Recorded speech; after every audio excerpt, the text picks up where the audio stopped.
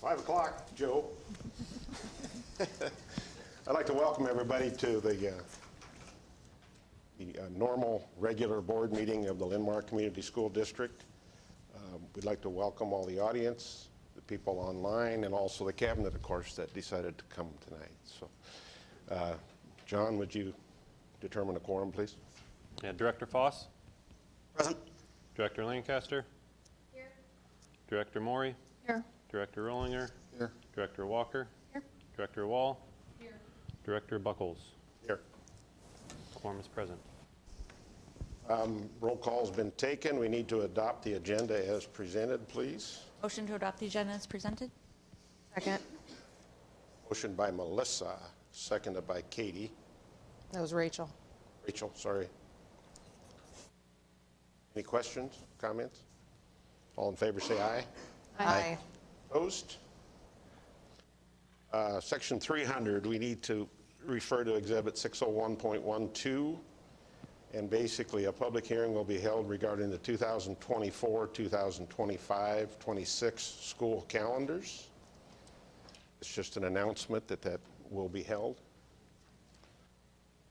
This time, we're going to do audience communications. At this time, we will. Gary, can I stop you? We need to see if there's anyone here to speak on behalf of the public hearing. Okay, I'm sorry.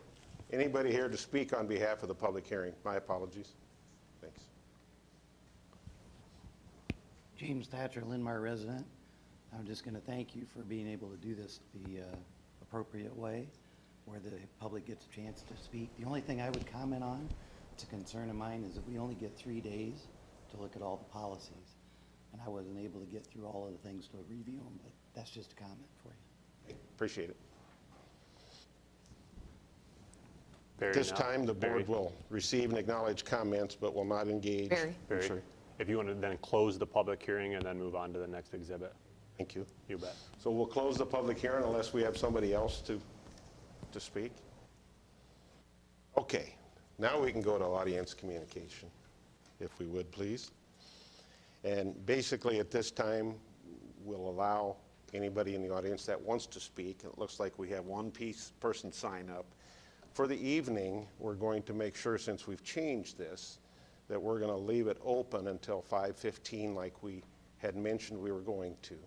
So at this point, we'll have Joe. Joe's going to speak, and then we'll go on with the program, and then we'll circle back with any other comments and somebody that might come in the door. So introduce yourself, if you would.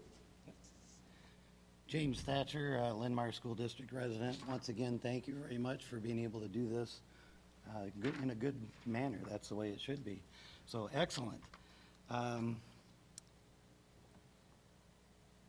For policy, it says that school board fulfilling its policy-making duties fulfills the board's most important function, which I totally agree with. Written board policy represents the school district is managed in a business-like manner, which I agree with that also. That's in the writings of your policies, by the way. So a public hearing is to hear from the public regarding the board's proposed policies for adoption, because I wasn't sure that was going to happen tonight. I was prepared to say some other stuff, but excellent job. You did exactly the way it should be done. When adopting policy, the public, of course, must be able to input before the vote. Otherwise, there's really no point in public input. Notification of a public hearing becomes a concern for me because, again, the notification, you're putting it out 10 days in advance. However, and it's not necessarily a big deal, but online, really that notice only comes about 3 days in advance on the Friday, because prior to that, your board minutes show it's a board meeting, but it doesn't say there's a public hearing that day for policies.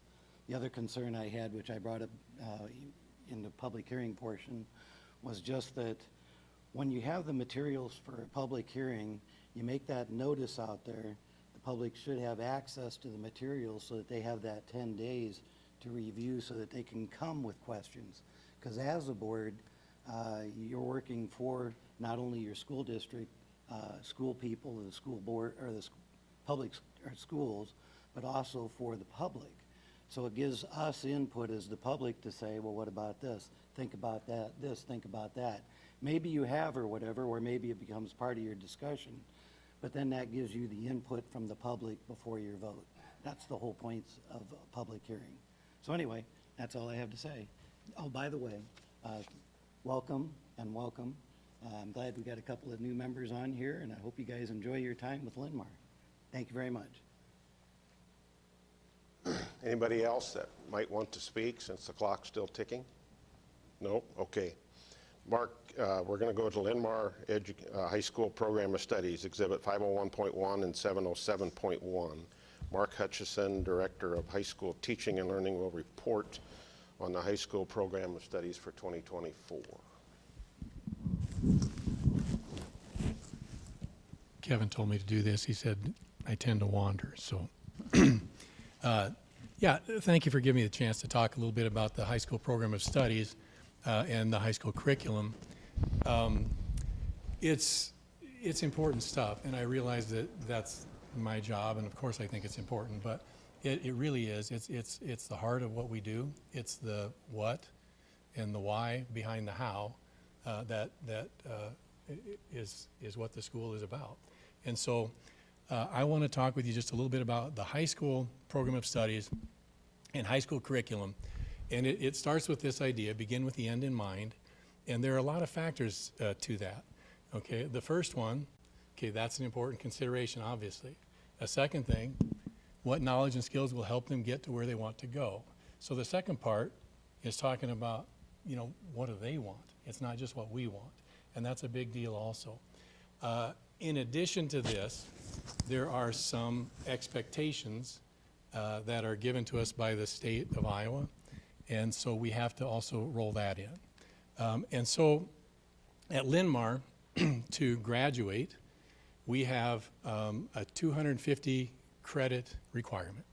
Okay, now, 250 credits, what does that mean? At Linn-Mar, we have a year-long course. That's a 40-minute course, like a math course or maybe a music course. Year-long course, that's a 10-credit course. Sometimes we have block courses that same amount of time is pushed into a semester. So we now have a 85-minute course, and that happens in a semester. That's also a 10-credit course. We have other courses that are 5-credit courses. Usually those are quarter-long block courses. Sometimes we have 2.5-credit courses. We have a lot of different pieces.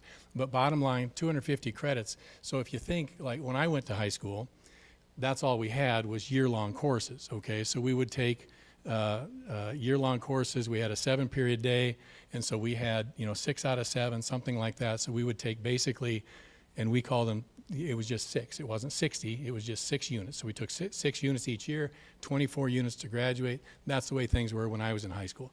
If you look at this 250, that's maybe a way that you can sort of compare it. It's 25, roughly, of those year-long classes.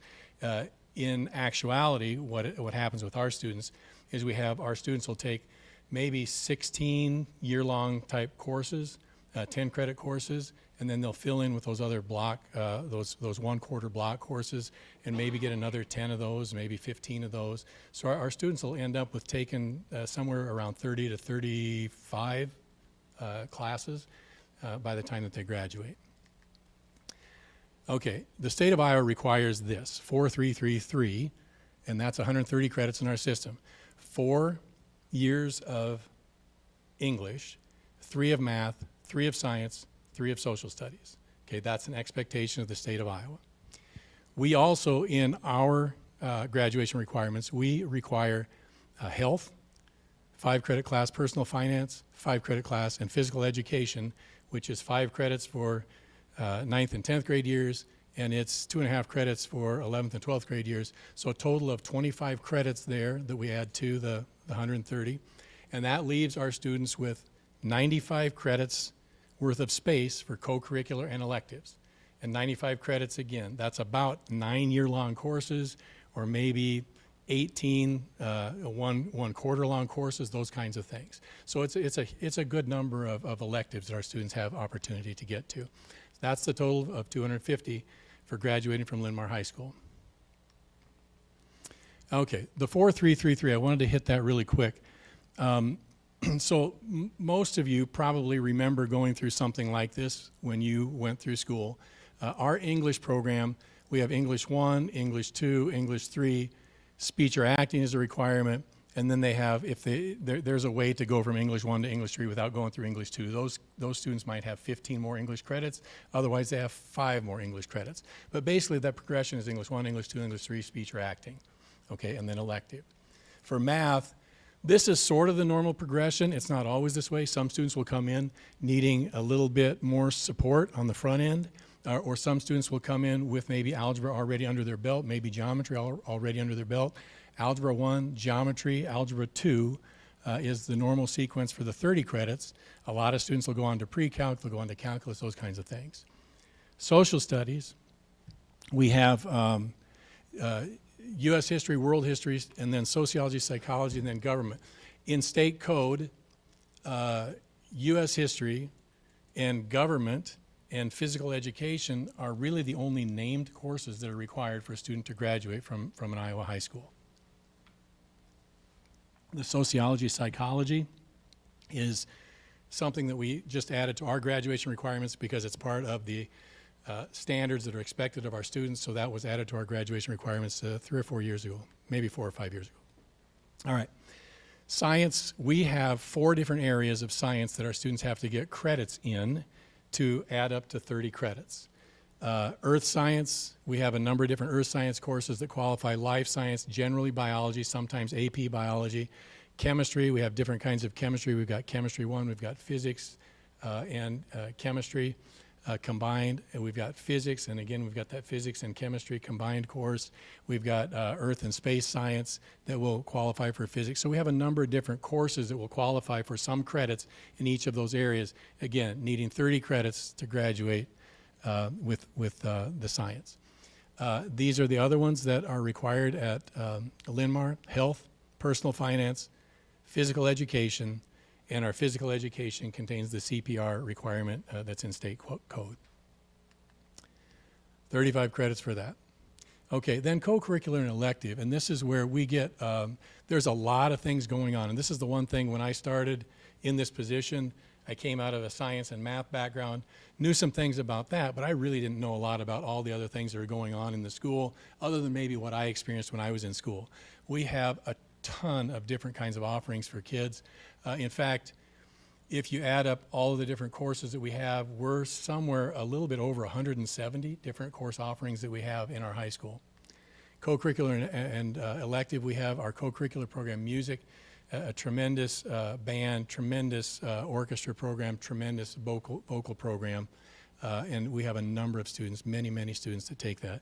Electives, and you can see the different electives that we have: agricultural science, art, business, computer science, family and consumer science, design, engineering, and materials, which is the old industrial tech, foreign language, and then student support services. And these are other areas where our students will spend some time, get some credits, learn some of the things that they choose to learn.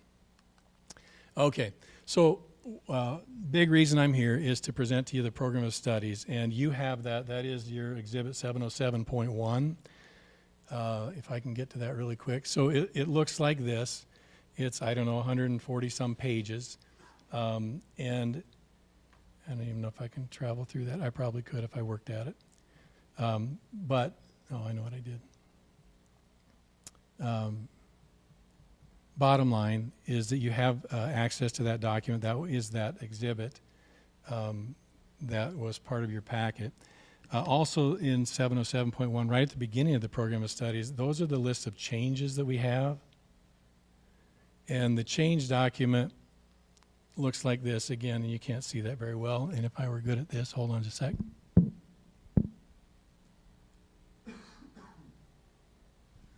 Yeah, so you can see it a little bit better. But you can see there's a lot of different areas on here, and you can see a number of different changes. And I won't go through every change specifically. I'm going to hit some of the, and they're all big changes, okay? But there are some that are a little bit more impactful than others. So I'm going to just hit a few of these, and if you have questions about some of the others, we can hit that at the end. So a couple of them that are bigger changes. Our physical education, we have some of the added course offerings up there. Lifetime Fitness, we have intermediate and advanced. Right now, we have a fundamentals of Lifetime Fitness, and then we have several course offerings in the middle and at the high end, okay? Some that are weight training only, I shouldn't say only, but weight training focus. We have some that are flexibility focus. We have some that are cardiovascular focus, different kinds of focuses in there. And our physical education program is going to change so that now we're going to have a fundamentals, then we're going to have an intermediate, and then we're going to have an advanced. And our advanced program is going to be a little bit different. What the target is on our advanced program is it's going to be for when we first started talking about it, we started talking about it as performance physical education. So it's going to be focused on those student athletes that would like to improve their performance. So it's going to involve a lot of the kinds of things that you would do if you're getting ready for your, track season, if you're getting ready for your volleyball season. Those kinds of things, that's what that advanced physical education is going to focus on. So a big change in our physical education program. Another big change, we're going to reactivate pre-algebra. We had pre-algebra for a long time. We're going to add it back in. There are some students that are in need of that level of support when they come into the building. So we need to get that going again. Another one, venture exploring education. This is a strand where we are going to have a lab school associated with it. So our teacher, Laura Vasky, is going to be leading students in exploring teaching, in behavior management, in, I think it's child growth and development, some Kirkwood courses. We're going to bundle them together. But in addition to that, we are going to invite young people into the building for our students to work with in a lab school type environment.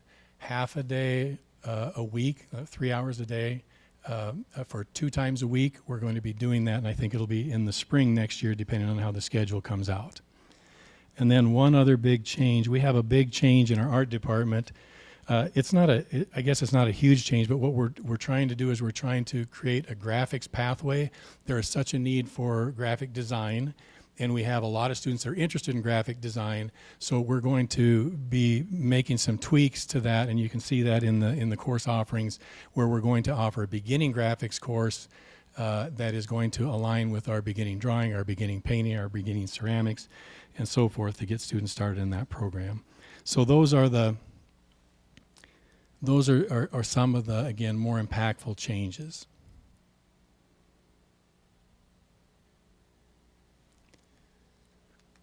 All right. One other thing that I wanted to point out, here are a couple of our students. Eric is a 10th grader, Varun is an 11th grader. And Eric and Varun built for us a digital program of studies. They did this on their own time, and there was no compensation for it. It was just something that they were excited about doing. They saw a need for us to have a digital program of studies. The one hard thing, and we've thought about this for years, but to have our program of studies, which takes a lot of tweaking and fixing and adding and changing, to keep the print document up to date. But then in addition to that, to try to also keep a digital form of the program of studies up to date would have been a mountain of work for somebody. Varun and Eric said, you know what, we can maybe do something with that. Let's give it a try. And this was something that they started before they asked, which is great. They were just trying to see what they could do with it.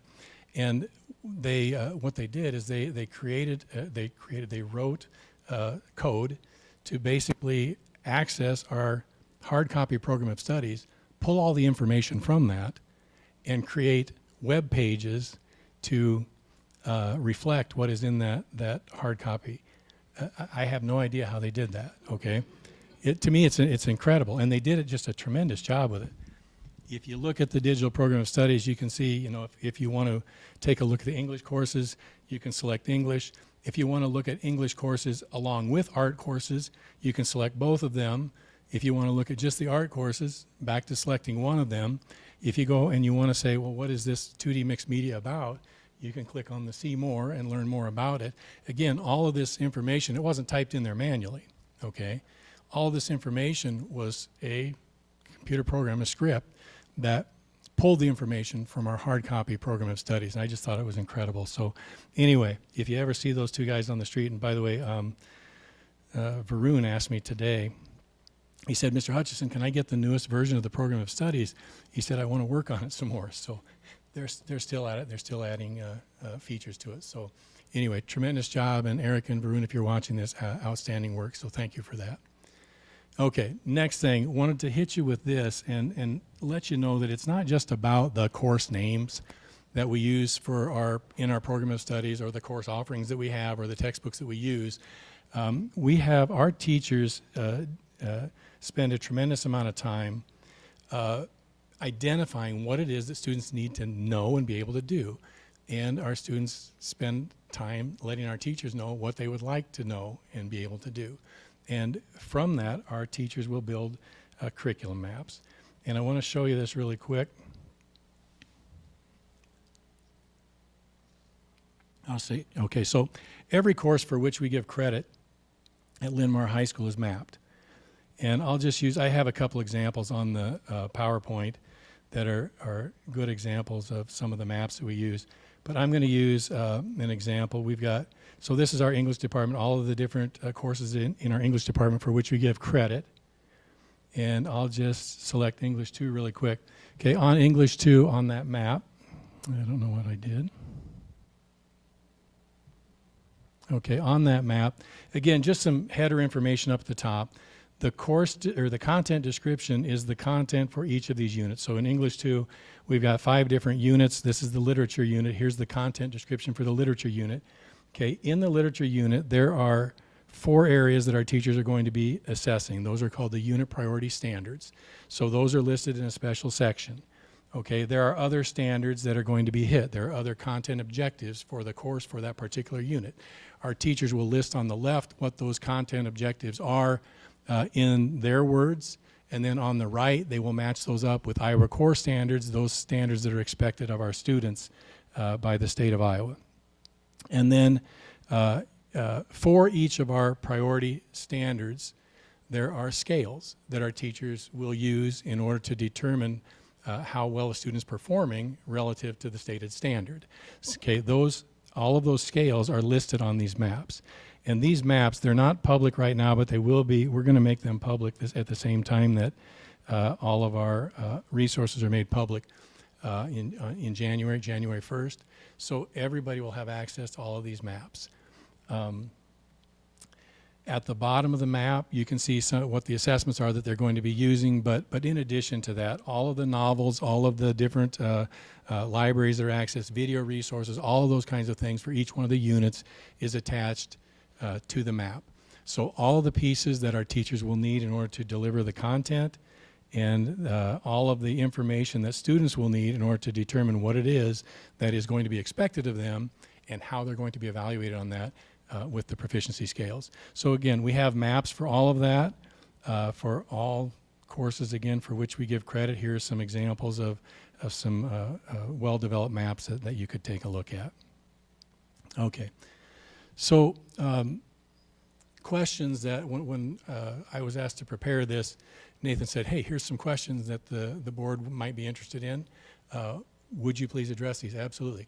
What do students ask for that we don't or can't offer? So here's a list of a few things. I thought of some more after I put this together. So the few things, here are some things that students ask for. Chinese, okay, performance PE, and we're trying to take care of that one. Patient Care Academy, okay, back on campus like we used to have it so that more students can access that. And then fundamentals of oral communication, public speaking. We just have a pile of students that take that. Pile meaning like over 100.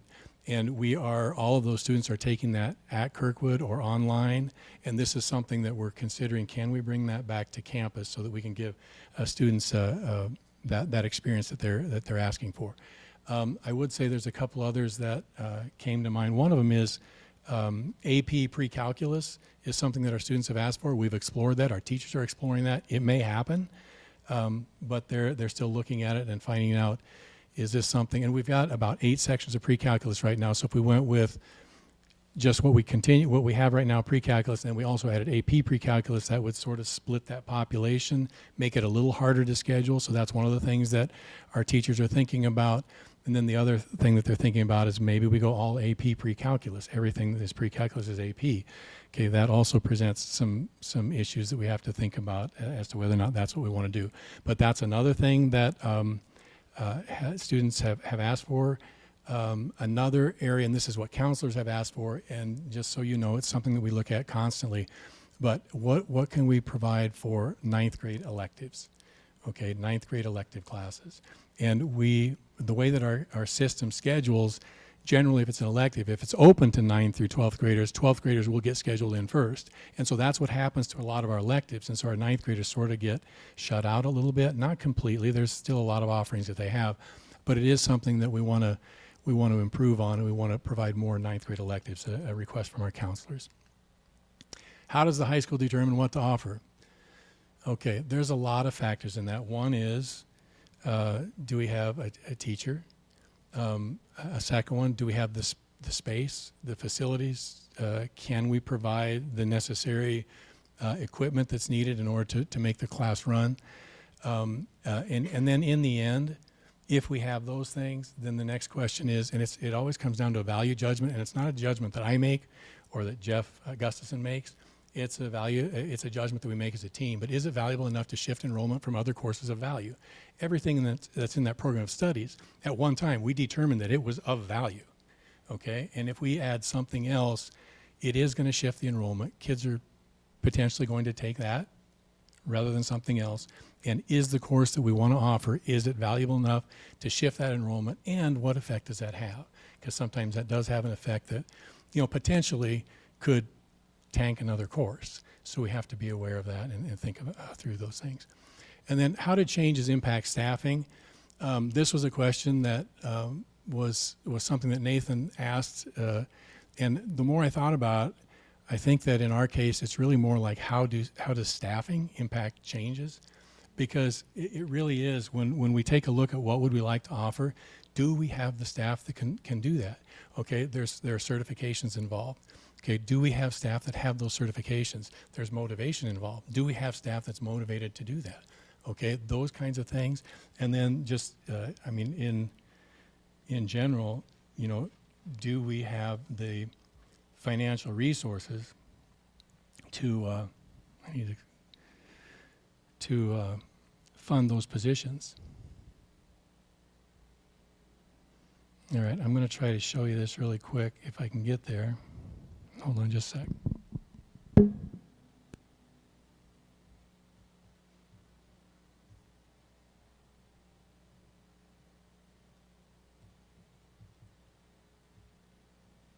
This is not very successful.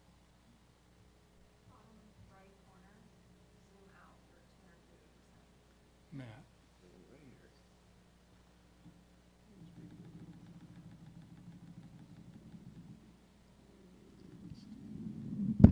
That'll be good. Thank you. Found the problem. I had it at 250%. So this is what we use in order to determine how many sections of what we offer. It comes down to this. We take our program of studies, we put it in PowerSchool, we create registration screens for our students, and then our students in late January, early February will go in and they will select the courses that they would like to take for the following year. Okay, once we have all of our students go through that process, then we have a registration number. Okay, that registration number then we load into a column on a spreadsheet. And is there a way to make this so that whole top goes away, Matt?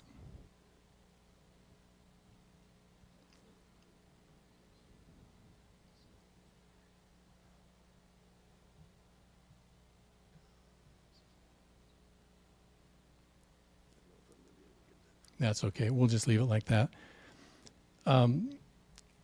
So then we have the registration numbers, and then on each one of the courses, so for instance, last year we had 40 students that registered for French 1.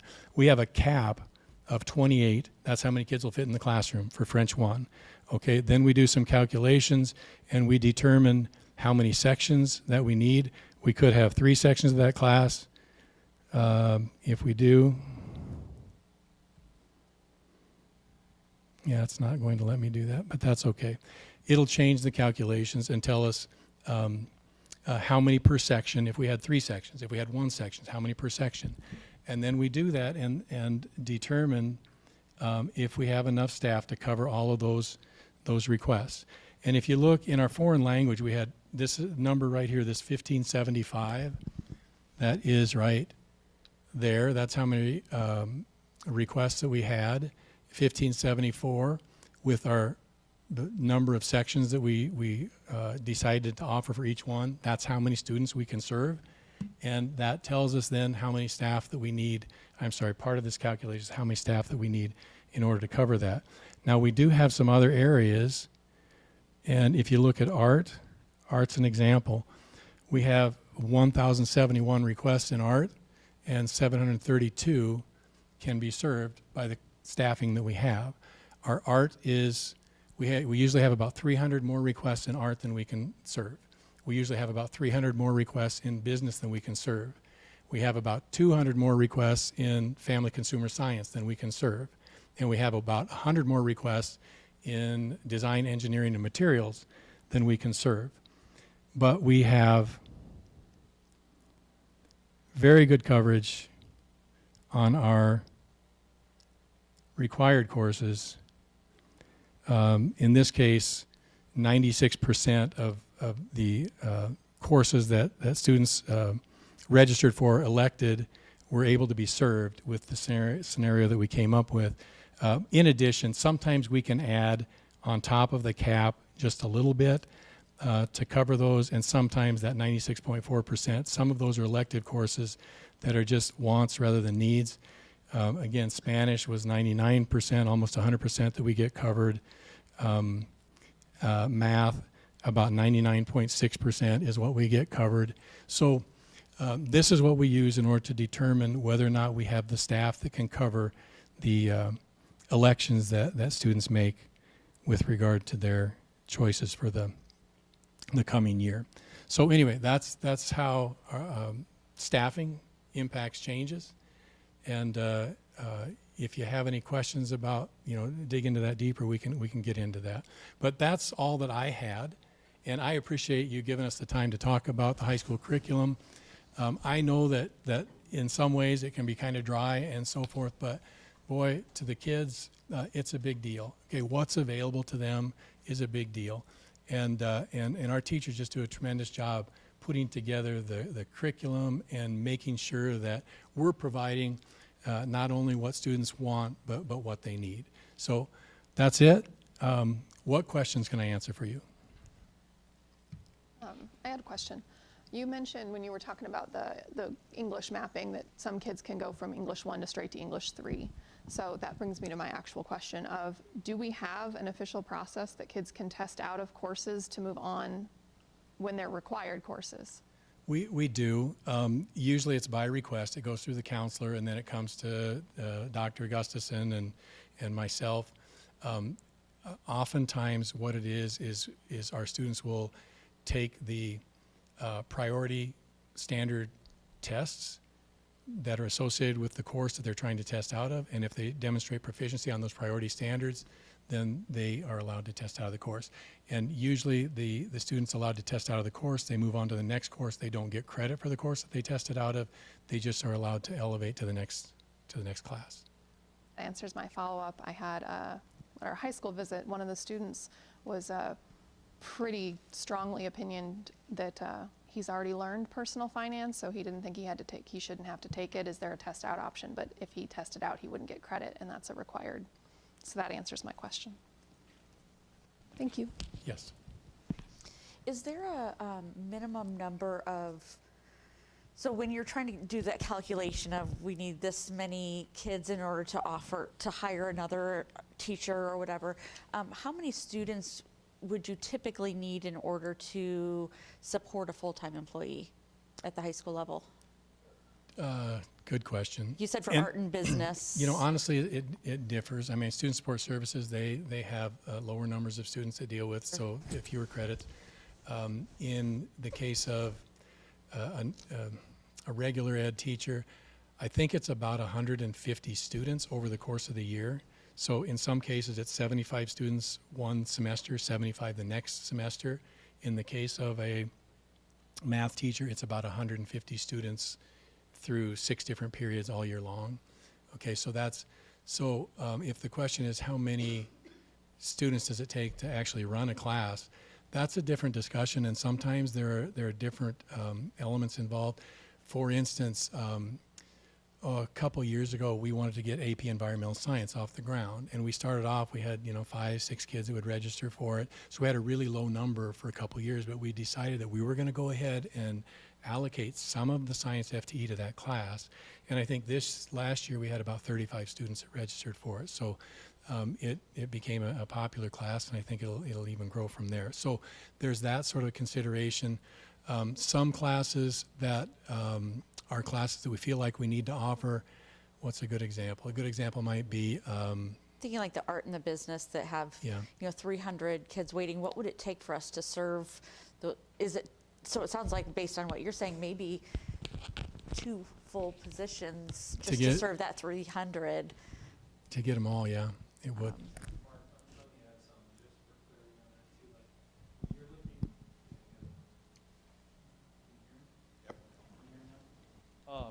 When you're looking at those numbers too, just remember that like those are total requests. So a freshman may request a course that juniors and seniors have requested, and they get priority in that. So it's not necessarily that kids won't get those classes, they just might not get them in the year in which they request them.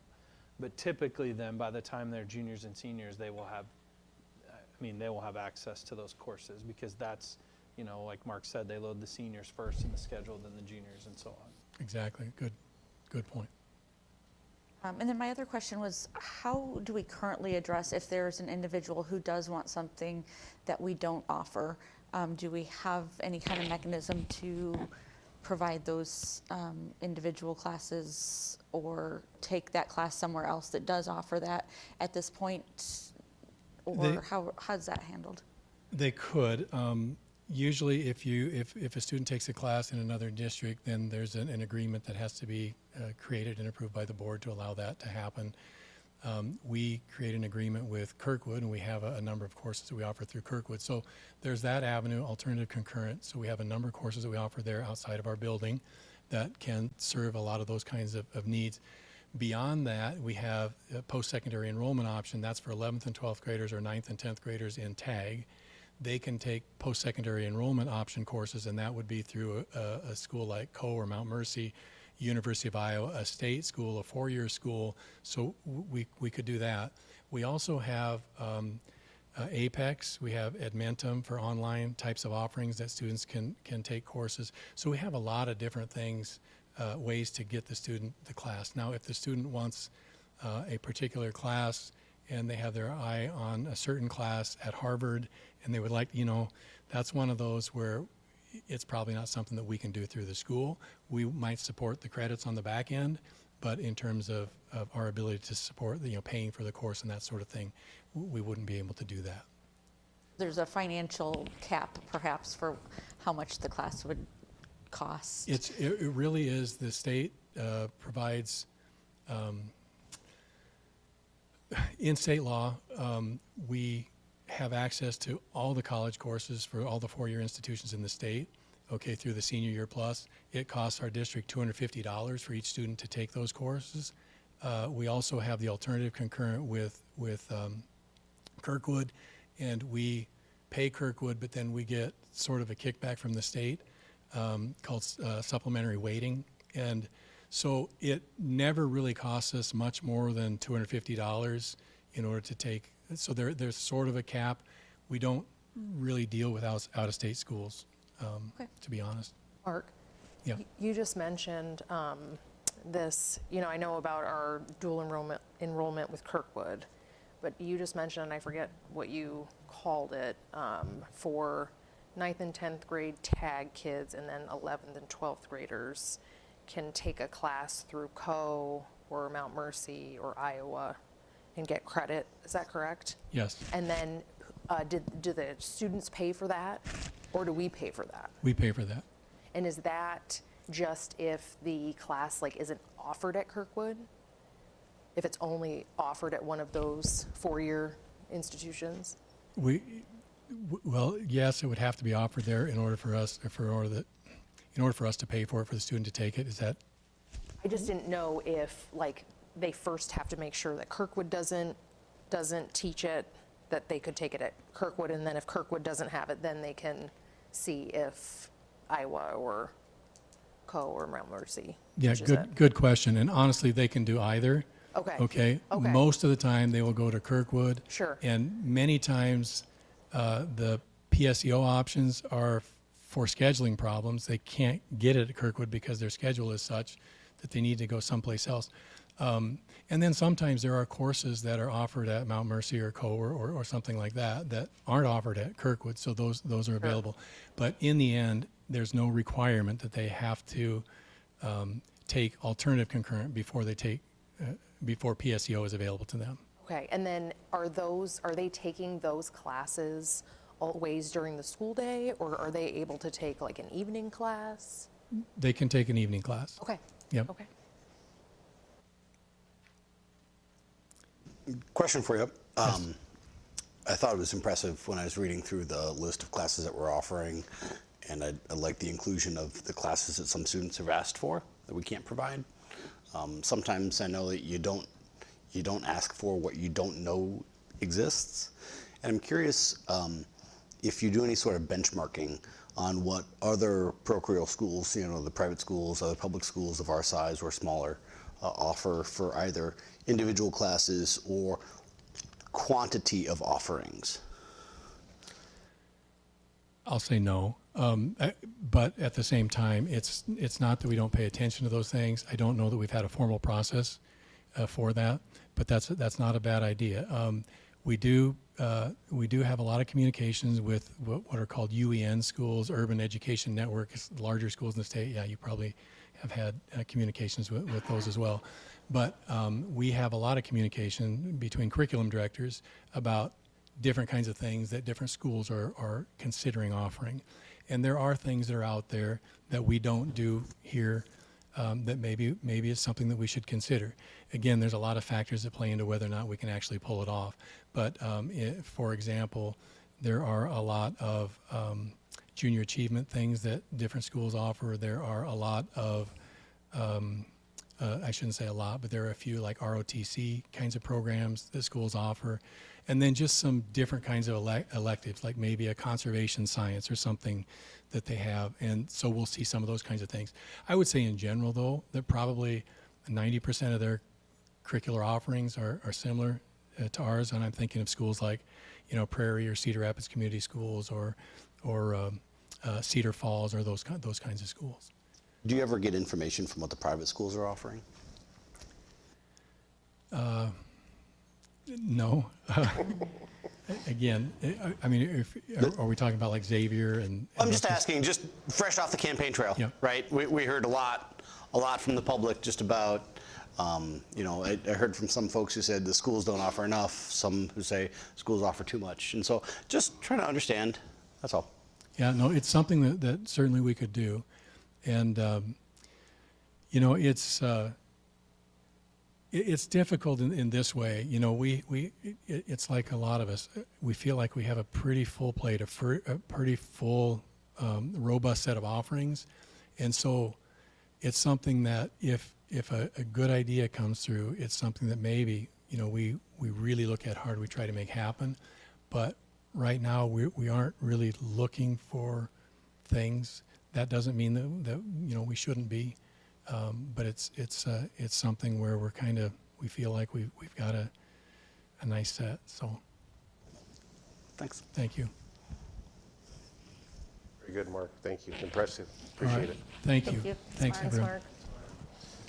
Okay, we're going to interrupt the schedule just a bit, like I mentioned earlier. We have another speaker that came in the door.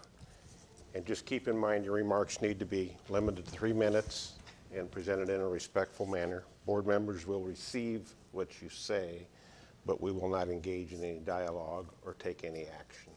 So, Alina Mansour. Hi, Good morning, school board members. My name is Alina Mansour, and I'm a student at Linn-Mar High School. And I just wanted to thank you for today for passing the calendar for the future that allows students like me to celebrate Eid and get our holy day off. We've been making an effort to get this holiday off for many years, and although we could only go as far as to get the holiday recognized by the school and weren't able to get the holiday fully off, I'm happy that even though some of us won't be able to experience Eid without missing school, I'm glad other students will be able to attend morning prayers, family dinners, and go to the mosque without worrying about the extra work they'll have to make up like we did. Even though it may not have fully been intentional this way, I hope that we can keep this tradition in the future and continue to let students celebrate their culture and religions without stressing about what they're missing at school that day. Thank you. Barry, just a quick question, because we did kind of circle back. What is that kind of our plan going Oh, forward? I was or- going to make that comment, so Okay. thanks for asking. So Okay. this is the only time that we gave the opportunity up until 5:15 to sign in. So in the future, you'll need to be here at 5 o'clock, signed in, otherwise you won't be able to speak. So that's just, since we went through the process, is why we allowed another 15 minutes. So appreciate the question. Okay, so now we're going to talk about the Iowa School Board Convention along with the UEN dinner. I'd like to thank and compliment Justin and Katie, the new members, for showing up before they were even sworn in. Rachel, Britt, Melissa, and myself, and of course Amy were at the board meeting. Do we have any comments or anything you'd like to share with us? It was a great convention. I'm always impressed with the keynotes that ISB brings in. They always come back with ideas, and you come back with more inspiration than you actually have time to do anything with. But it's always good to connect with other school board members from around the state as well. And as Justin was alluding to, find out what's going on in other districts, compare, contrast, learn from. And the UEN dinner was good too. Always good to hear from Margaret on how those around the state that look like us are doing. So. Anybody else? Any thoughts? I'm glad that I got the opportunity to go. It's very important, and for future board members, I think it really is important that they go, at least for the first year, and judgment for year 2, but year 1 was really good. Learned a lot. Learned a lot about just board operations and whatnot. So. I appreciated starting off with the new board member orientation. It was a follow-up actually on the one that I attended online from August as candidate. And so a lot of the information was similar, but I appreciated their energy, their compassion for all of us to play catch up as new board members, but also they were very forthright. You need to study. You need to stay in the game. You have been elected by your community to serve well.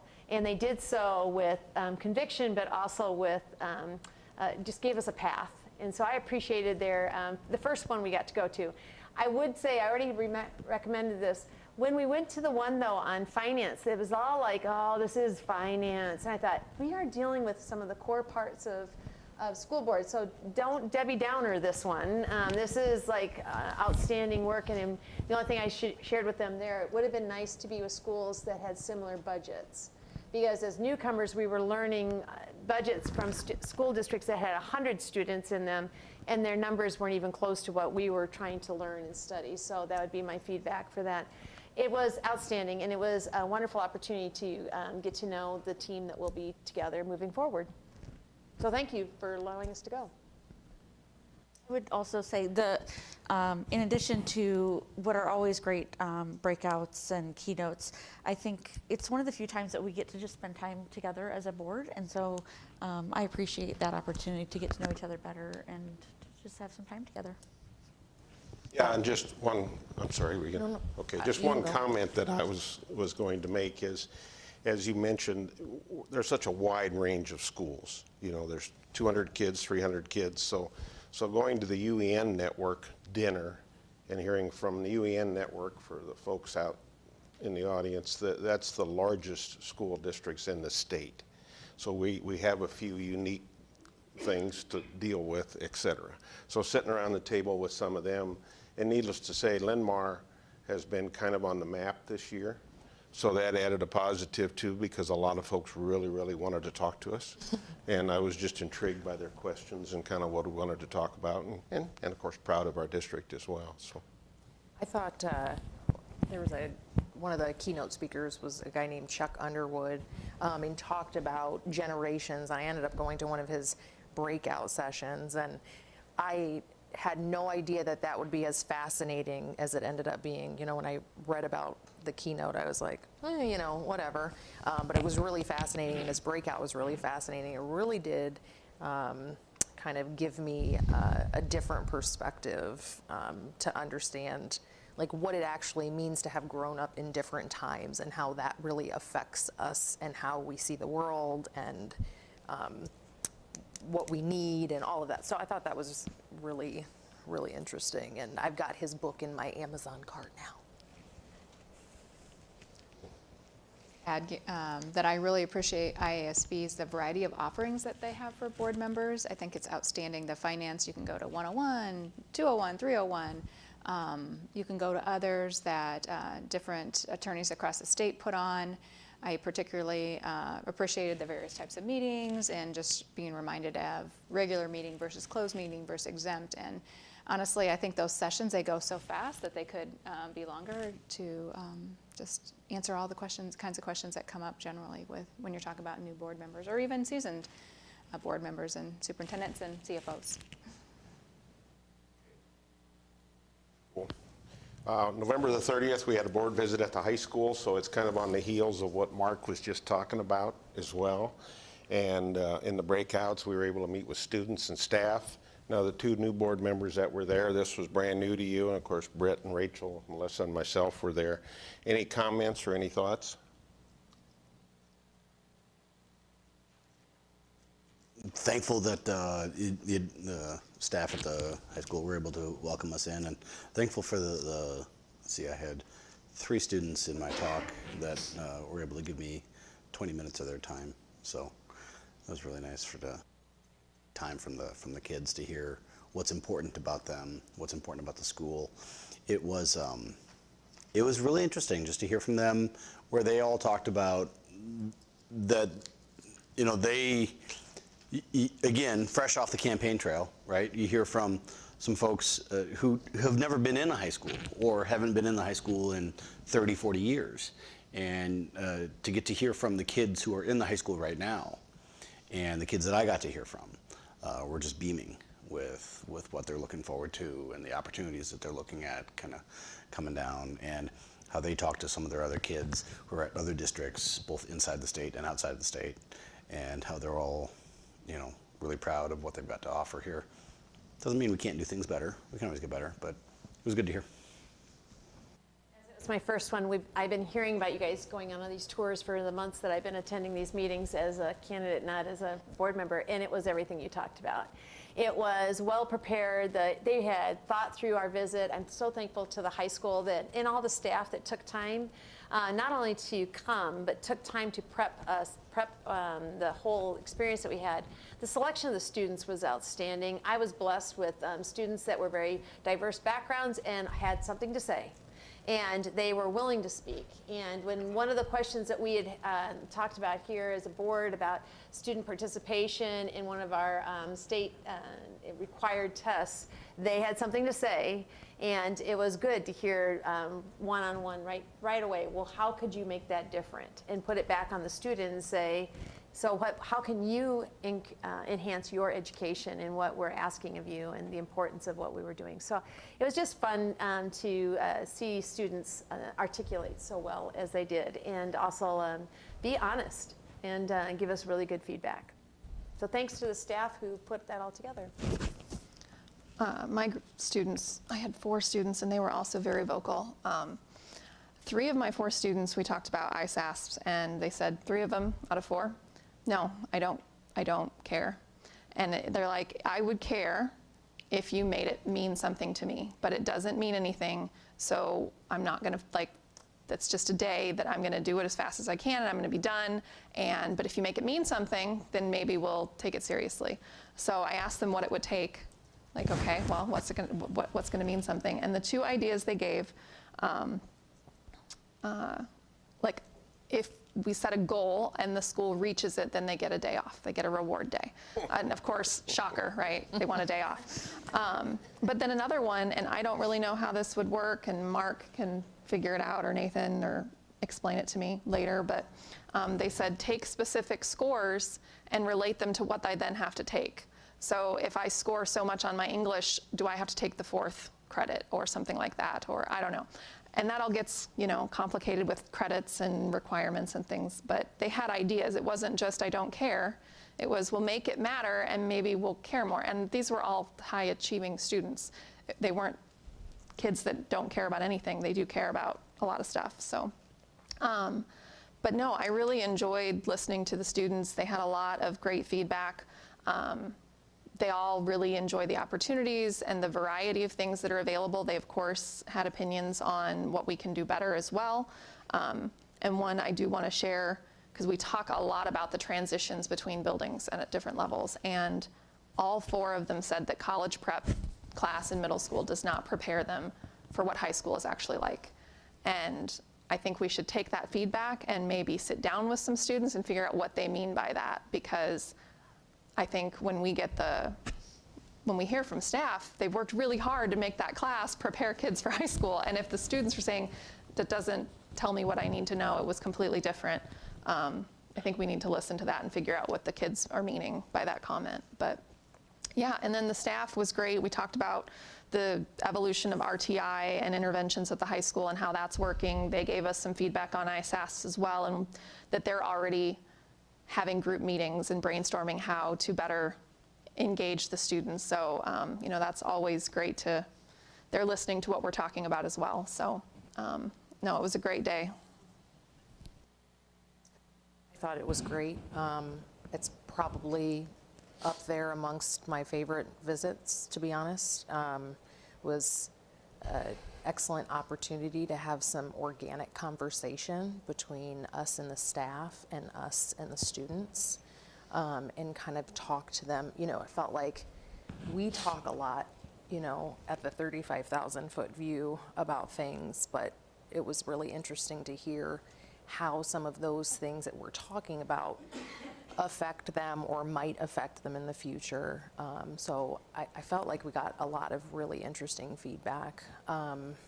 And I thought my students were all seniors, so they'd all gone through COVID during their freshman year. So I thought that was really pretty fascinating to talk about how that affected them and what that meant for their high school experience. And just to kind of hear them talk about how they're experiencing high school, how it is reflective of kind of the things that are going on outside in the real world. And I felt like that really related to some of what we heard at the IASB convention too. So it was a really, really good board visit, and I'm really grateful to Jeff and all the staff up there, because I really felt it was, I just really felt like, man, I walked away knowing a lot more, and I can sit at this table in a better position. So thank you to the high school. My group of kids was really interesting. They talked a lot about the things that they loved about being at a really large high school and having so many different opportunities. And then they also said, at the same time, if I hadn't grown up here, or if I came in as a high school student, this would be a really scary place to be.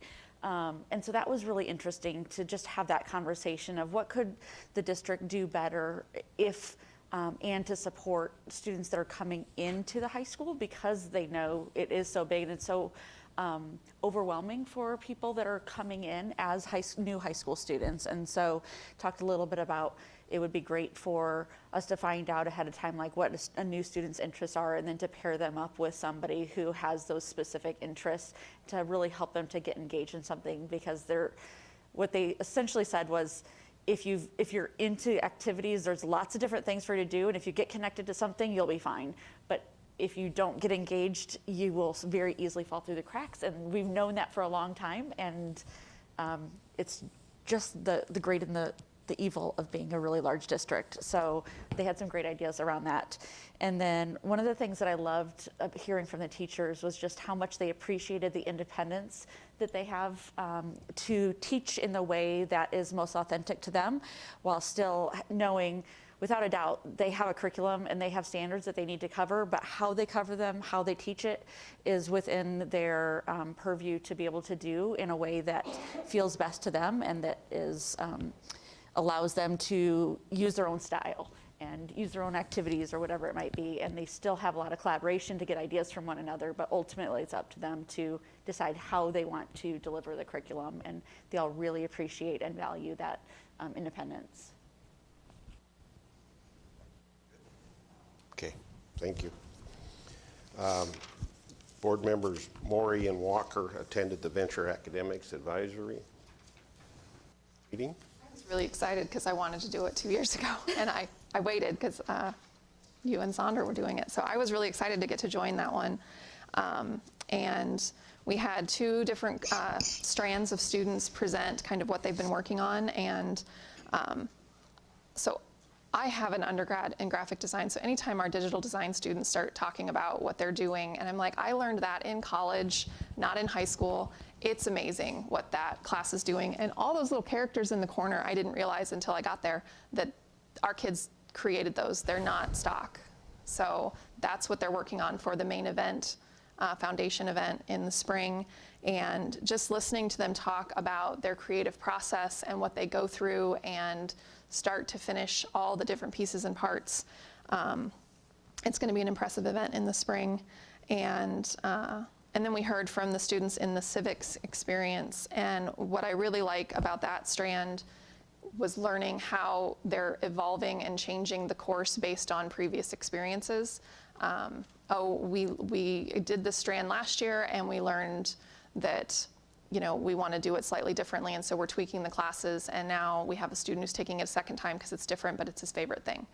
And he loves the mock trial experience, and that strand of students they didn't go to the Supreme Court hearing that was held in Marion, but one of the justices came and spoke to those students and really engaged them in what that level of government looks like. And so we're just creating amazing opportunities for our students, and I really appreciated being able to go. We ended with brainstorming what new strands could be, and my group talked about a nonprofit strand.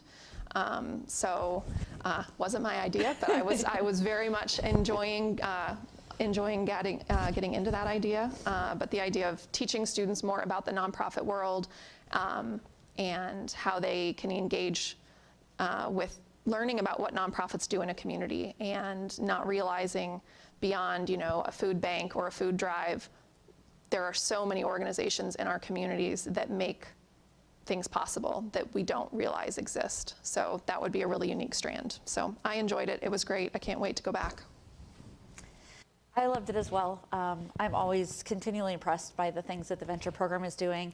I think one of my favorite things is just how much they are learning about the real workplace environment, learning professionalism, learning how to make cold calls to other businesses, learning how to schedule themselves to make another appointment, things like that they're like, I didn't know before I took this class how to write a professional email, and now I know how to do that. And I'm like, man, I wish that some of the people that I've interviewed for jobs knew how to write a professional email. I wish everybody could take this class, because it really is preparing them for real world work. And so I love that about this class. And then I love that they're getting hands-on experience working with other businesses, working with other professionals, and they are practicing the skills, because I think a lot of times we teach things, but the application is the part that's really difficult for students. And so I am really grateful that they have the opportunity to both learn and apply within the same class time. And our class, or our small group, also had some really creative ideas for new strands, sports management, and several different science things that they don't have currently. And so I can't wait to see where this program goes. Lots and lots of ideas flowing. Appreciate it. Thank you. 505, Career and Tech Ed Advisory Report, Foss, Lau Lancaster.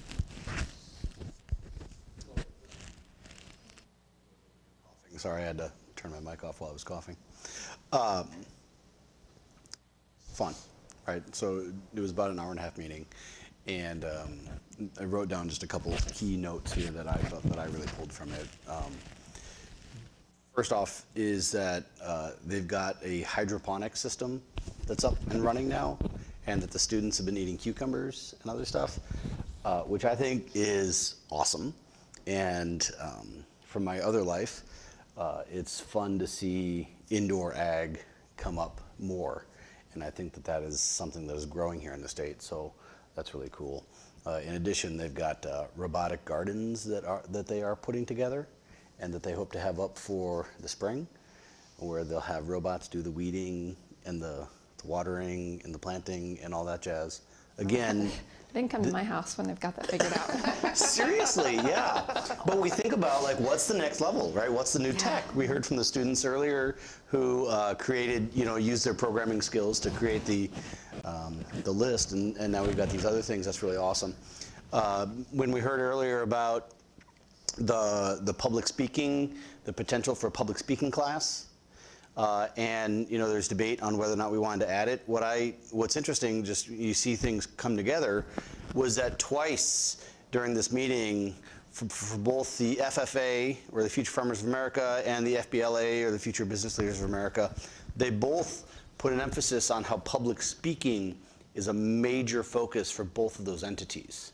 So when I hear that from the CTE saying that public speaking is a big deal for them, and then I hear, the interest that we've got here, and I'm just saying to myself, you see a lot of the connections coming together. And the last was, for those of you, you probably already know this, but it was interesting to me, so I'll just share it, was that, so Iowa no longer requires personal finance for graduation. We require it. I support that. Just changed last session. It's brand new. But I don't know, and I won't get on a soapbox here, but I'm really proud that Linn-Mar does that, and that is a place where I want to send my kid. The last thing that they shared at the meeting, 2 different national survey results, and these are again national surveys, but not local. And I know Mark was here and he heard them as well. But nationally, students are continuing to ask about how to get more advanced credits. And so then we heard the talk about AP pre-calc and whatnot, and we're just seeing, the national trends and bringing them here local. And that, as you were talking, Melissa, about writing a business email, right, the other piece that they said was that students are asking for more information about the financial components of a job, 401k, benefits. They say that they're getting to the jobs, they don't realize and they don't understand what these things are and how they help. So the more that we can continue to do that in personal finance and whatnot, that's it. You're excited to host us once I found the room. It was fun to see the diversity of conversation, but again, not only was the staff ready to share information and led us through a wonderful presentation, it was the energy of the youth that they had brought in to speak. One was a freshman, one was an upperclassman, and the freshman was articulate, was speaking on FFA and how he has seen FFA and where he hopes to take his journey with FFA. And then I said, so where's the farm that you grew up in? He said, I did not grow up on a farm. So to see once again, as Iowans, not to lose sight that we are still a state known for our farms, and that someone is interested in farming, whether it be an unusual fish farming, I don't know, whatever he will do. It was just interesting to see that that is a passion, and it got back to what Melissa had said at the high school meeting. A student found his spot. He had found a way to make Linn-Mar a little smaller, yet be where his passion was, and that was wonderful. There is also a student there that told us he would be retiring as a millionaire before he's 45. Show us the way. So it was outstanding visit. What did the guy say at IASB? Like, was it 60% of jobs that our students are going to have don't even exist? Right. It's the robots weeding. right? It's the kids who are going to program Yeah. the robots to right. do the weeding. Right. And so, I hear from my mom, and others who are like, hey, you need to do these things that I learned back and yes, and You need to learn why to weed, then you need to create the device that weeds for you, and then sit back and just go like this. I'll tell you how to talk to the different generations. yes, thank you. Okay, appreciate it, thank you. 506, Finance and Audit. Justin and Britt and myself attended that. We talked about a number of items, albeit early separation, et cetera. Any thoughts? I know we're going to talk about early separation here in a bit, but we had a nice discussion about early separation, what the management levy can handle. So the committee will have a recommendation to approve the applicants later in the meeting. We also met with the auditor and we got a preview of the audit. Once again, top rating, clean audit. We're doing everything we're supposed to do in the way we're supposed to do it. It's always a good moment of the year when the auditor comes in and says, good job, way to go. And so, thank you to all of our staff for working with the auditors and it's not an easy task to go through, and especially to John, joined and then immediately audit. So, but yeah, it was good. It was a good discussion. Up in the audit, it was not a final audit. It was still just a draft. So in January, the whole board will receive a copy of that complete audit. So, okay. We also talked about PEPL, but you had something you wanted to say? Or? Oh, just, for the public, it's good that, we work with these good reputable companies and law firms and auditors to give us that feedback so we can always get better. And just from my first review of it, Linn-Mar is sitting in a really good spot and has a tradition of continual feedback and improvement. So it was good to see. Okay. Like I said, we talked about PEPL quite a bit, but we'll be talking about that in the future. And then early separation, we'll be talking about that down in 602. So any questions? I actually do have a couple of questions. I just need some clarification. So my understanding is that, Matt, you attended the meeting as a community member. So that was then a meeting, correct? It was posted as a public meeting. I didn't see it on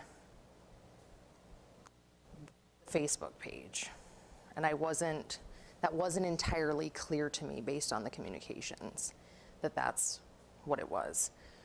So one of the concerns that I have going forward, obviously that is a significant change to how we've done it, at least on my time in the board. So the last 6 years, I've never heard of it being done that way. So one of the concerns that I have is that if these are now technically board meetings, then board business could be conducted.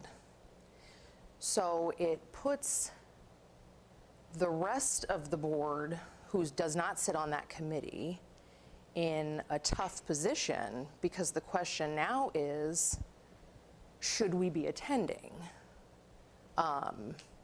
Do we have an obligation as elected members of this board to make sure that we are at meetings where board business could legally be conducted? So I thought we should at least have a conversation about that. I think, I read the email that Marion had sent back, kind of advising that, yes, it would in fact have to be a meeting, but I think we need more clarification from Marion about what will be the rules that govern that now. We do have an agenda, and I know that there was an agenda for that meeting, but I think we need a lot more information now. I think that this significantly changes committee meetings. I know that was the finance audit. Matt, is your intention to come to the policy meeting as well? To meetings that I can make. And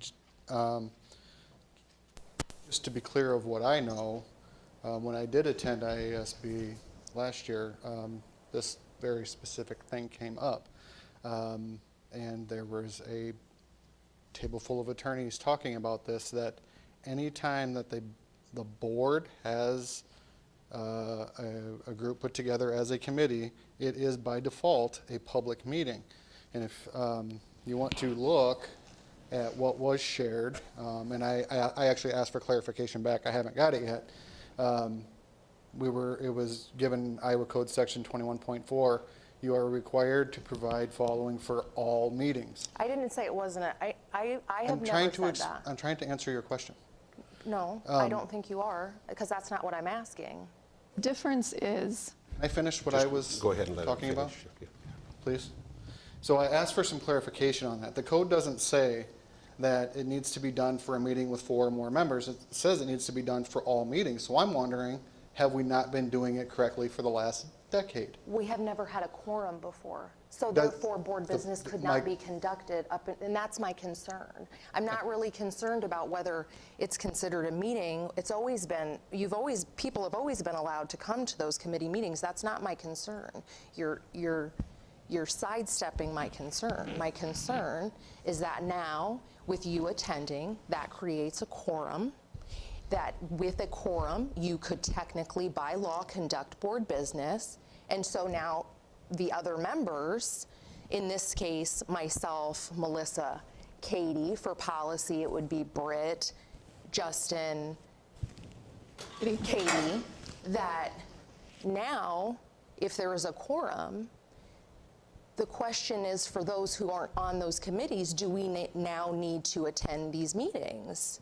Now that you have created a quorum. And I think we have voted in specific members to be on that committee, so those are the only ones that can participate in the committee meetings, in my mind, because that's who we have elected as the board to participate in the committee meetings.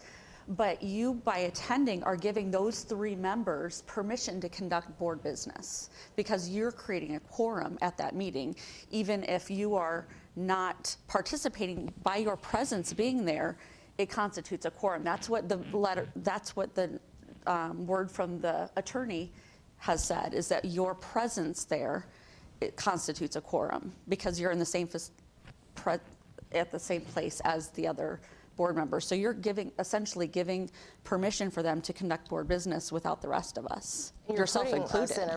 You're putting us in a really difficult position too, because now you're saying, okay, now everybody needs to attend these meetings. We've made the decision on what committees we'll serve on. Everybody has made those time commitments, and now it's like, okay, do I need to attend every finance meeting? I never said or stated ever that you should or shouldn't attend any of these meetings. That's not what I said. You just stated that what I am saying. No, I said what you did has put us in a difficult position. I didn't say anything about what you said. I said what you Mary, did. I'm asking you to do your job, to keep this conversation a conversation. I did not interrupt anyone while they were speaking. I demand the same respect. Okay, now let me, if you don't mind, let me make a comment on my interpretation. Now, Amy might correct me, because this, in all sincerity, it is a touchy subject. Because when, we've had this meeting open, it's always been an open meeting. We've had other people attend the finance meeting in the past. But I guess my interpretation is,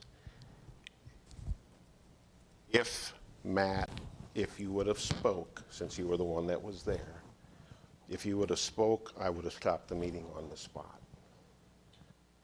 Because then it would have been a board decision, and we did not want to make a board decision. I think we've had this discussion in the past on whether you're a citizen of the district, taxpayer, or whether you're a board member. And no matter how we act, the 7 of us today, no matter who we are on the street, no matter where we're at, we are a board member, whether I am a taxpayer or a citizen first. So I'm not going to jump on either side necessarily, but I'm going to acknowledge Rachel's concern that it's putting us in a tough spot. It really, really is. And we don't need to have any bullseyes on our back for anything. And how to handle this, Matt. And so now I will let you speak. I appreciate that. We had the conversation prior. I believe the email came from either you or Amy, and stated just that. I cannot speak at all in the meeting. I understand that. I didn't do that. I'm following the rules. With the information that came back from our attorney, this can be done. With the information I learned from my ASB, this can be done. It shouldn't be a problem. The only problem is one that we're construing is thinking that I am going to somehow do something that is going to require board business to be done at those committee meetings. I'm there to listen. I don't think that statement has been made at all, Matt. If you're reading that in there, I don't think it's a correct statement. That you're there to enact board business. However, I'm still going to go back to the perception and the reality of us as board members. And there are 4 board members sitting in the room. And I think that's what Rachel's saying. The fact that there are 4 board members there, so as we interpret this and work through it, it does cause concerns throughout the whole situation. I'm not clear on what the concern is. Legally, if you are there in the room, you are considered a board member at that time, correct? Would you agree with that? Yes. I'm on the board. And so if there's 4 board members in a room, then we have quorum. And by having quorum, you are allowed to conduct board business. So by you entering into that room, into that committee meeting, you are giving the rest of that committee permission to conduct board business. And because you can't speak at that committee meeting, you're giving the other 3 committee members permission to conduct board business without the rest of us, yourself included. I don't believe that is what the attorney has said.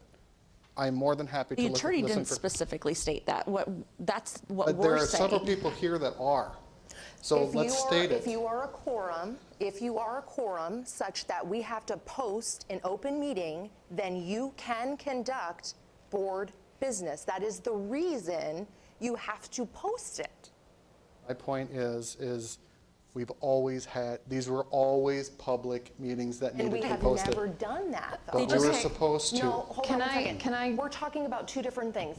I feel like you're deliberately trying to make false equivalencies. And maybe I'm wrong, Matt. I'm just telling you, because we're not talking about whether or not these were open meetings. They are open to the public. There is a difference between something being open to the public and being considered an open meeting per Iowa code in terms of having a quorum and being able to conduct board business. And committee meetings have historically been 3 members for that very reason, so that there is no quorum and you cannot conduct board business. By you being there, the fact that we have to post those meetings now, you are a quorum, and it puts the rest of the board members who are not there in a very difficult position.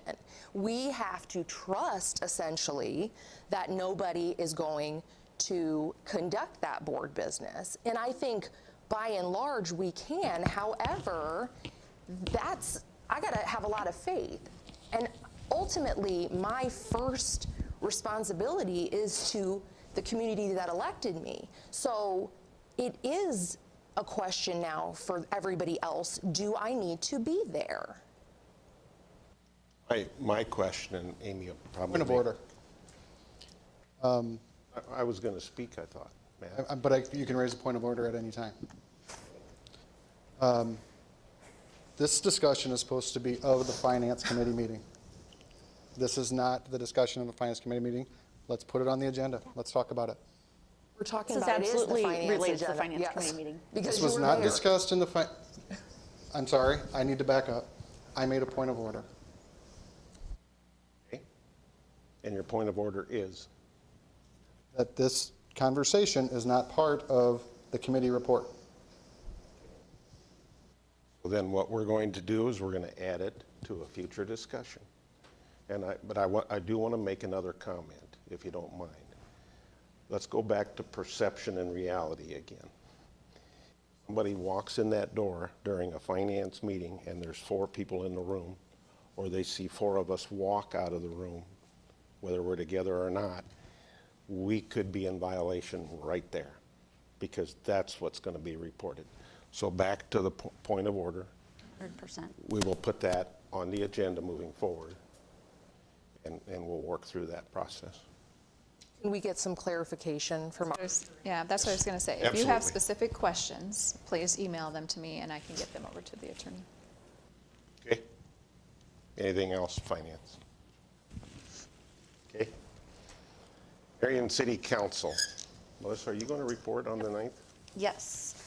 So there were 3 things that were related to our district. The first is that they referred to the Traffic Advisory Committee a petition for a crosswalk right across the street from Novak, but on Geode Street.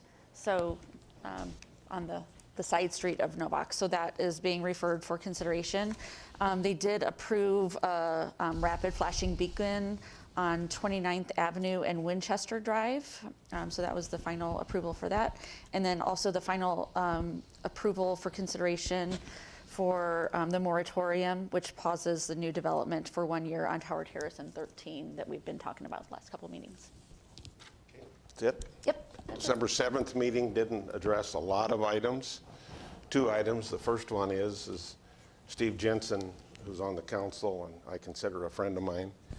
He stopped for a minute and he said, I want to congratulate the 4 people that were elected to the Linn-Mar School Board. Thank you for taking the heat off of us, he said, because our election was pretty minor. And I said, you're welcome. And the second thing, the big thing they discussed, once again, had nothing to do with us. They spent over an hour talking about garbage cans because they're going to open it up to, you can have 2 or 3 garbage cans now and the city's going to supply them and they're recycling more. They're doing all of that stuff. So they were worried about losing revenue because they're offering 3 cans instead of just 2. So you don't have to buy tags anymore to, So anyway, that was the gist of it. Thank you. I needed that information. It was a good meeting. It was interesting. Okay. Amy? Yeah, so I'm going to start with district honors and highlights, and this one's always hard for me because there's so many people and students to recognize, but I'm just going to touch on a few. We had a student of the month honored as KCRG student of the month. We had an Indian Creek student, Grenly. She was noted for her personal fire prevention training that she had learned during a school lesson to save her brother and a family pet from a home fire, so it's pretty amazing. Another student highlight, Allie Katoon, sorry if I'm not saying your name right, Allie, she's with the Venture Academies. She was highlighted on our website recently regarding her success in earning a job at a local hospital due to her hands-on learning experience provided through the Venture Academics program. Something really cool, Chris Robertson, our boys varsity basketball coach, he achieved his 300th career victory recently, so congratulations to Chris on that. Just a couple of notes, meeting participation. Carla and I met last week with our LMEA Executive Council. So Kelly Stifler is our LMEA president, and we met with her and a team of teachers last week, so it was nice to get to hear from them. I continued my own personal visits out to the schools, meeting one-on-one with principals and taking a tour of the buildings. I was out at Oak Ridge for that last week in Indian Creek. Great things happening there. I love all the connections back to either our strategic plan or their school improvement plans, and just to be out and about in the buildings and talking to students is really good. Attended Rotary last week and Fine arts and winter athletics are in full swing. I attended one of the holiday concerts at the high school last week and caught half of a girls' basketball game. I enjoyed the Grantwood AEA superintendent's meeting. This one was hosted at Kirkwood Community College, and so we got to hear a lot about their current offerings and things that they are thinking about trying to help make our student experience there better, and getting feedback from the superintendent's group, so that was enjoyable. Attended a strategic planning meeting. Seems like that's the theme of the year, strategic planning, at Marion Public Library last Wednesday night. And then John and I met with high school administration on Friday to talk about the repurpose of the LRC and the benchmarking that we'd like to go out and do as we think about the new indoor activities center. And then as far as other facilities updates, performance arts venue, they reviewed drawings and specs early December, and the design team has finished up the drawings. The schedule for the drawings is to be released on January 9th and bid opening on January 30th. Stadium parking lot expansion, still waiting for those permanent light fixtures. Tennis courts, the windscreens were delivered. They were checked for accuracy, but they've been tucked away till the spring. And the new administration building still, no other new news, still a long lead time on that switchboard. And we are about to our winter break. We've got a 2-hour early dismissal coming up on the 22nd, and then we'll be enjoying some time with our family and friends for about a week and a half, and we'll return to school on the 3rd. Amy, real quick, with the light fixtures, I know we've been waiting for a while, and supply chains I know are just whack.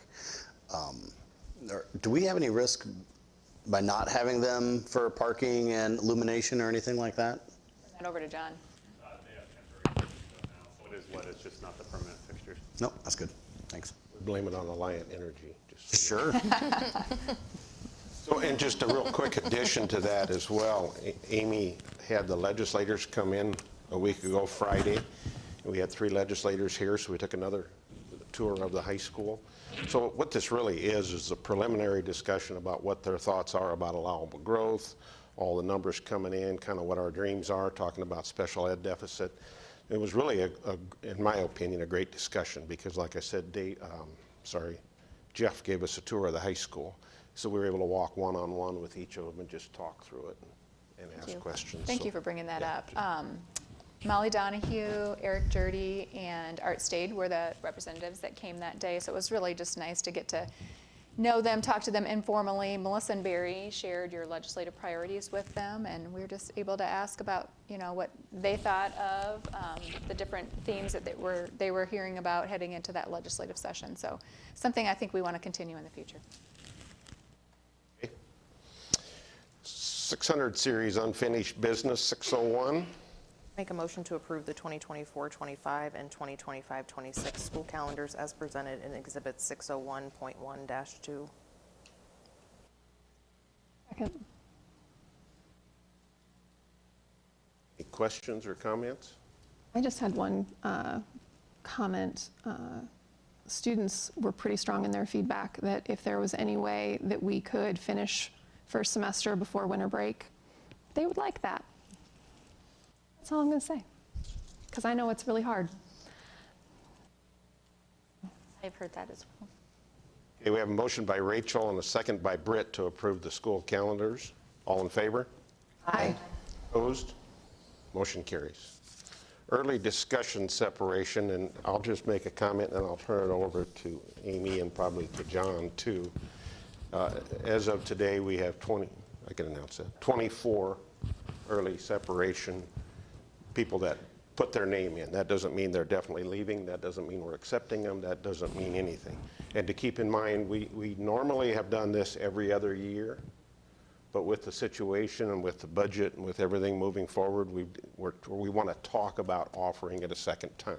Like Britt said, the Finance Committee would recommend that we offer this, but I'd like to open it to discussion as well. So. Yeah, I would just like to clarify that we talked about offering actually 21, and we would like to do that in light of what Superintendent Biscard and CFO Dave Nicholson shared with you last year, needing to be thinking about 2 years worth of cuts, around $4 million.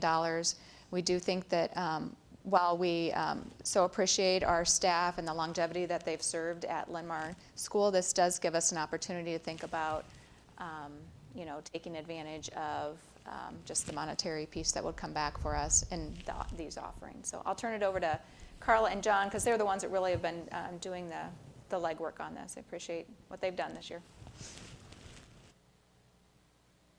Yeah, I can start here a little bit, and Carla, feel free to chime in because you're more of an expert on this than I am. But so Barry mentioned 24 and Amy mentioned 21, so there was 7 in there that would have been eligible, but they exceed the 7-year threshold, so they've been eligible for 7 years. So that's what brings that down to an eligible of 21. Like Amy said, kind of the state of our second year here of budget cuts. I'm trying to finalize that number. This is something that really helps with that. For last year, and this is a projection as people move positions, so on and so forth, so trying to figure out exactly what your savings are with, I think the 18 that left last year with 18 new teachers you bring in, because that shuffles a little bit. It's hard to get a perfect number, but that was around a $680,000 savings last year. So this year with 21, you'd be somewhere about $750,000 round number savings by doing this if you do replace 1 for 1 there. So just to give you an idea of the impact that you can have by having an early separation agreement, that's what it would be. I think it would be a good idea as well. And just keep in mind, and that's part of our budgeting and our numbers too, on early retirements, really what they get is they get 2 installments of an annuity, roughly about $34,000, about $35,000. So they would get one this June and one next June. So basically in this June, we're actually going to have 2 of them, because the ones from last year will get their second installment, and then we'll be given the first installment. But that's all kind of priced into all of these budget numbers as well, correct? Yep, and where that savings comes from too is that those payments are out of the management fund for those early separation, or obviously salaries and benefits are out of the general fund. Thank you. Questions? I just a couple clarifying things. I obviously see the benefit to doing this. My only concern is, in general and in the past, it's been every other year. Does that cause any issues of, well, it would have been next year? I don't, I guess, know the nuts and bolts of all of it, but does that possibly make someone who would not be eligible this year, but they would next year? Is there a way that could cause an issue that way? The window, help me, I'm sorry, let's finish it. The window, it's not just a 1-year window normally, right? No, for it's folks? a 7-year window. It's a 7-year window. Okay. Mhm. Gotcha. We did go a stretch when it was like 3 years and we did not offer it. So it just kind of is up to the board. Traditionally, long ago, it was offered every year, and then people just kind of lost interest. And so then it kind of went to every other year, and then just for budgetary reasons and staffing, then we just kind of made some different decisions over the years. So it's kind of up to you guys, but I don't know that anyone would miss out. It's only the people who had gone over 7 already. Thank you. It's not a requirement that we offer it every 2 years. The policy says that the board will consider whether or not we want to offer it each year. And it's just historically, we started doing it every other because the payments are over 2 years. So we make the payment, we skip a year to make the second payment, and then we go back.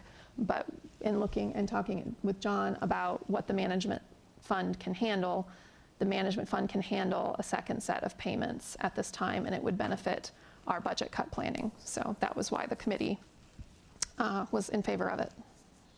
And we did talk about early separation at our regional SBO meeting.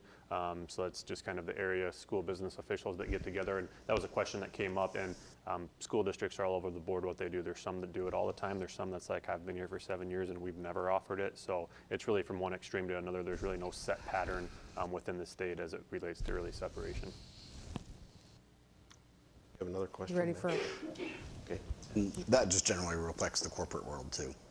So. Ready for a motion? Ready for a motion. I make a motion to approve offering early separation as discussed. Second.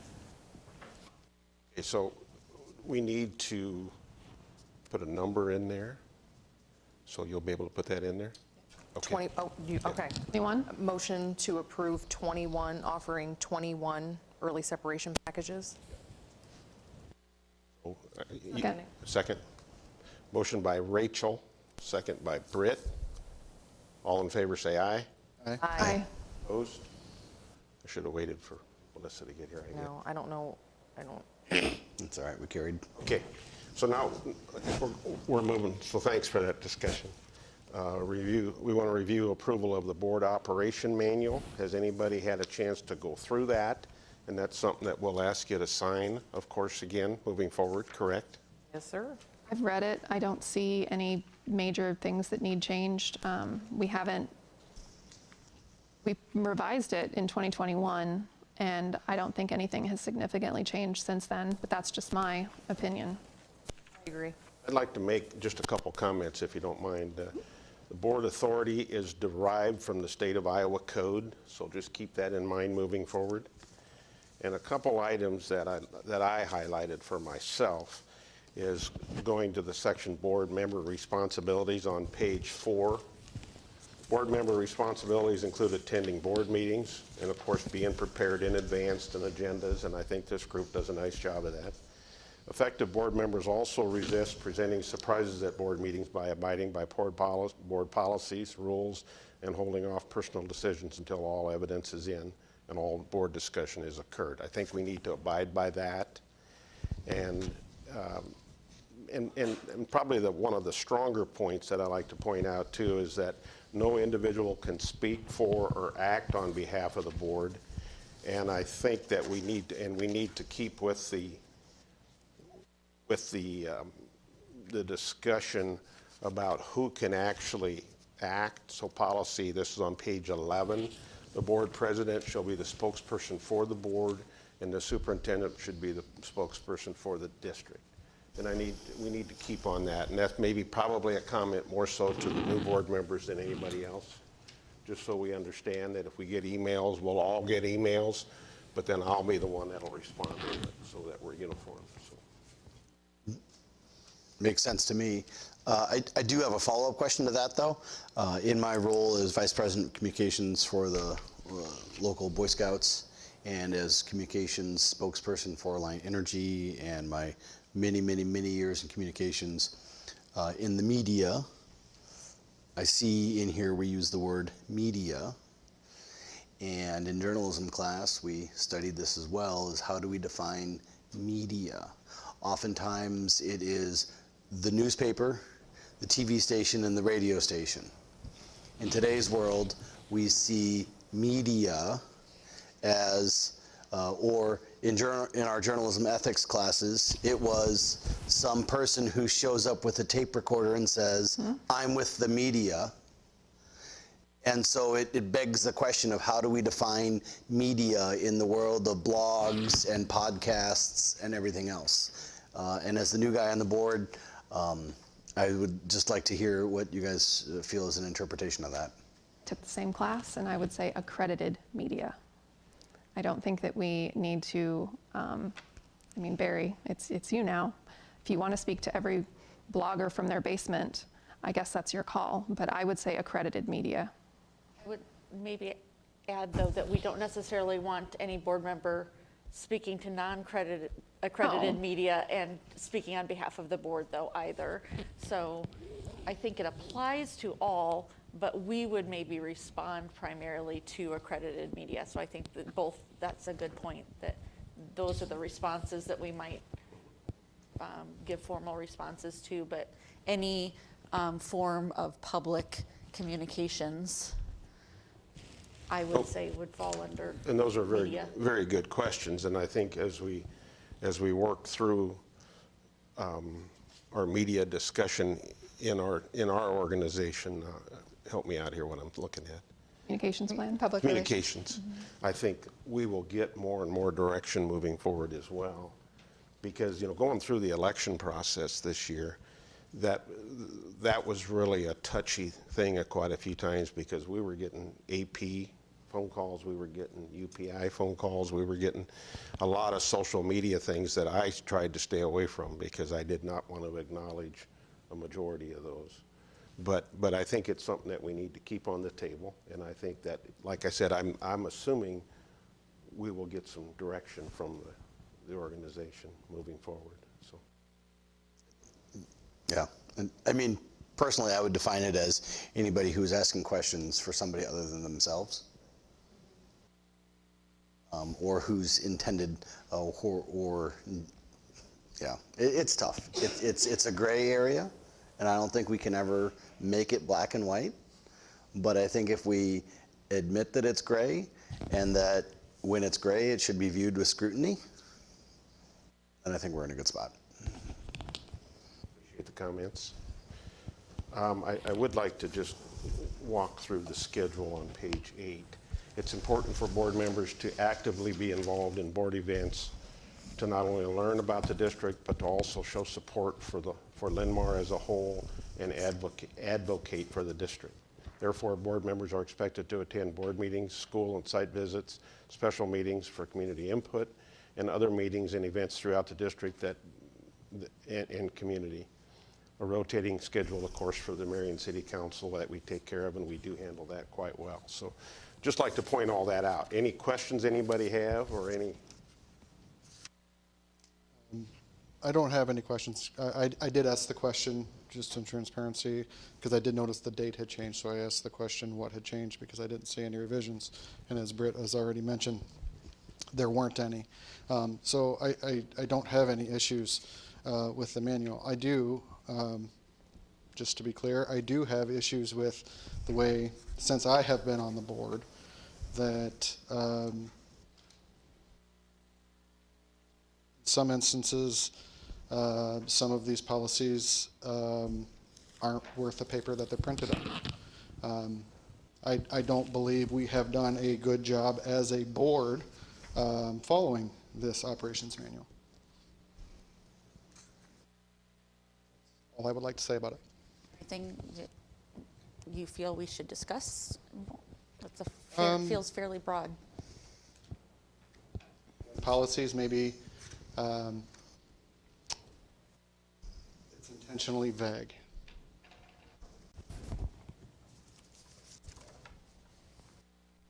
Okay. So with that discussion, do we have a motion to approve, or? Make a motion to approve the board operations manual as discussed. Second. Motion by Britt, second by Justin. All in favor say aye. Aye. Opposed? Do Present. you guys have, Motion carries. I voted present. Okay. Gotcha. Motion carries. do you have copies here tonight for us to sign? Barry does as part of his folder. Okay. Yeah. I think it's, Keep her in there. Okay. 700 series, SBRC application for open enrollment. Make a motion to approve the school budget review committee application for a modified supplemental amount of $1,424,387.64 for open enrolled out students not on the prior year head count. second. Sorry, Katie? Rachel? Motion by Britt, seconded by Rachel. Any discussion? All those in favor say aye. Aye. Opposed? Motion carries. Make a 702. motion- Make a motion to approve the school budget review committee application for a modified supplemental amount of $33,212.25 for limited English proficient instruction for English language learner students served beyond 5 years. Motion by Britt, seconded by Melissa. Questions or comments? All those in favor say aye. Aye. Opposed? Motion carries. Everybody, did you find them? Everybody has one out there. No, we have them We're in going to front of use me. this one right here. I'm just a little slow on the uptake today, evidently. Fundraising request. Look at everybody's signature. Make a to approve motion the to- fundraising request as presented in Exhibit 703.1. Second. Motion by Melissa, seconded by Britt. Any questions? I see they're planning to do the line open again next year. It was a really good event last year. I'm glad I participated, and I'm going to do some more sprinting, so I'm ready for next year. Cool. Eat your Wheaties. All those in favor say aye. Aye. Opposed? Motion carries. Set a public hearing, please. Make a motion to set a public hearing for 5 p.m. on Monday, January 8th, 2024, in the boardroom of the Learning Resource Center regarding the plans and specifications of the Linn-Mar High School and Indian Creek Elementary roof replacement project and the new Linn-Mar Performing Arts Center. Second. Motion by Britt, seconded by Katie. Rachel. Rachel again. We have to separate you two. Yeah, their voices are the same. Questions? All those in favor say aye. Aye. Opposed? Motion carries. Make a motion to approve the letting of bus bids for the purchase of 4 replacement buses for a total cost not to exceed $650,000. I second that one. Motion by Rachel, second by Katie. No, I seconded it. So just a discussion on this, and I think there were some questions last week. This is replacing buses. We have one bus that is just done, so we're getting rid of that. But as normal attrition moves forward, and I think we're still a little bit behind on some buses we've ordered, but they keep trickling in. So is that Yeah. correct? Yeah, just a couple things.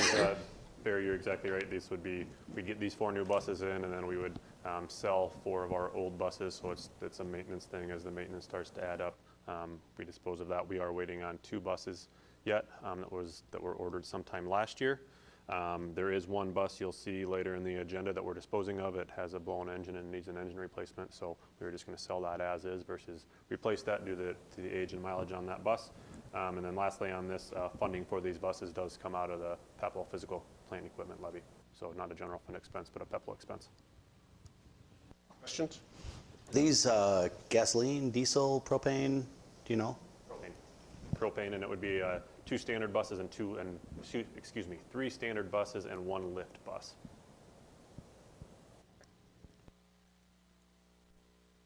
Questions? We have a motion by Rachel, second by Katie. All in favor say aye. Aye. Opposed? Motion carries. Early separation. Early graduation. Early graduation. I make a motion to approve the early Sorry. graduation request as presented. Second. Motion by Britt, second by Rachel. Rachel. Need some movement on the left side of the room. Any questions on that? I just want to say Congrats to the kids. congratulations. Yeah. It's awesome. It's a good list. All in favor say aye. Aye. Opposed? Motion carries. Program of studies.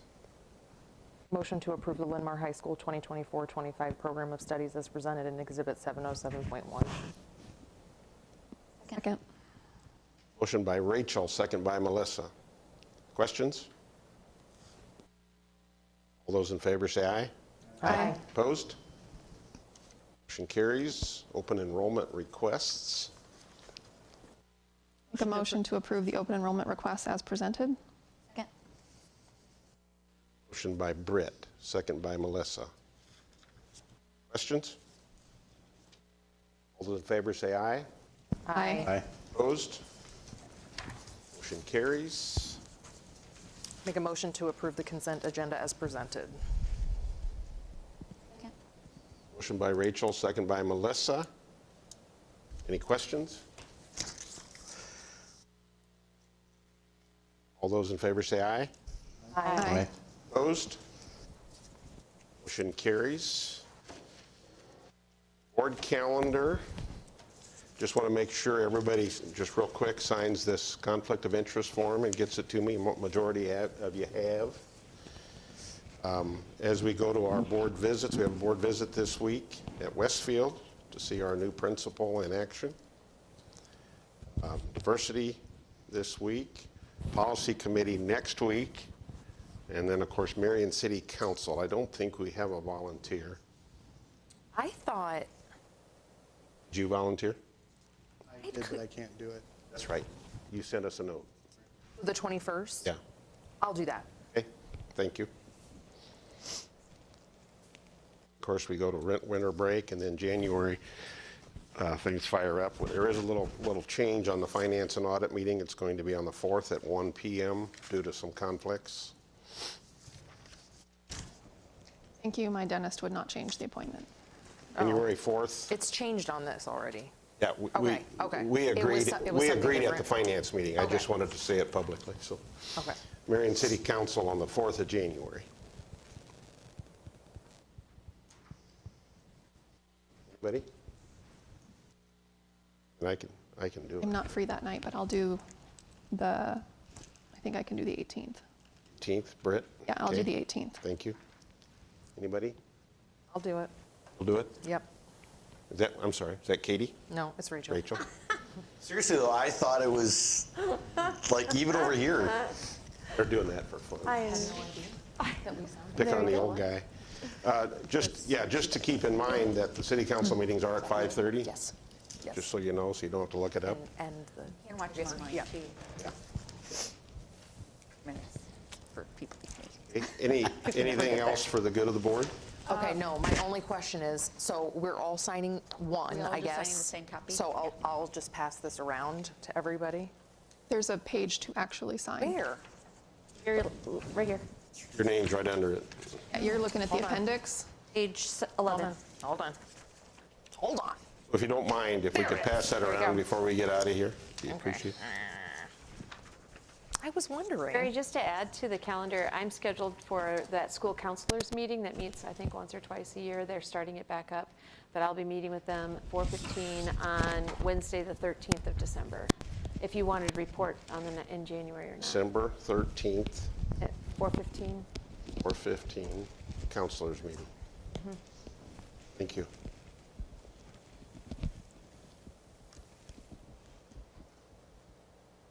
Anything else for the good of the board? Looks like it's 6:56. Make a motion to adjourn at 6:56.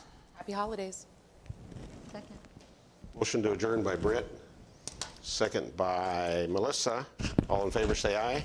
Aye. Aye. Opposed? I was going to say happy holidays, but we're going to be meeting